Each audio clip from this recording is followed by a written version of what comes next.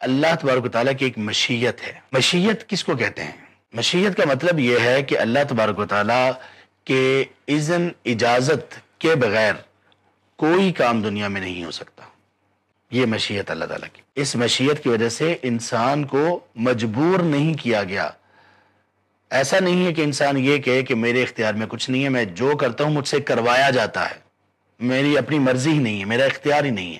ایسا نہیں ہے کہ انسان جو کچھ بھی کرتا ہے وہ اللہ کی اذن سے ہوتا ہے، اور انسان کے افعال بھی اللہ تبارک و تعالیٰ کی مخلوق ہیں، کیونکہ اللہ کی مشیت سے ہوئے، اللہ تبارک و تعالیٰ کے اذن سے ہوئے، اجازت سے ہوئے، اللہ ان کو پسند کرے یا نہ کرے۔ مشیت کا مطلب یہ ہے کہ جو کچھ دنیا میں ہو رہا ہے اللہ تعالیٰ کی مشیت ہے، اچھی یا بری باتیں اللہ کے اختیار سے باہر نہیں ہے۔ یہ اگر اللہ چاہیں تو ہر برائی ختم ہو جائے، لیکن مشیت اللہ کی ایسی نہیں ہے۔ کیوں؟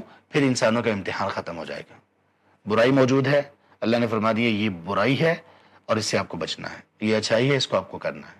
اب انسان کے پاس اختیار ہے۔ جزا اور سزا ہے ہی اس لیے کہ اللہ نے ہمیں اختیار دے رکھا ہے۔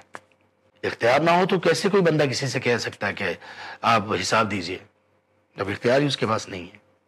اپنے اختیار سے انسان جو کرے گا وہ فعل بھی انسان کا ہوگا، تو انسان کا نام انسان کا لگے گا، لیکن وہ اللہ کے اذن، اللہ کے اختیار، کنٹرول اور اللہ کی تخلیق سے باہر نہیں ہے وہ۔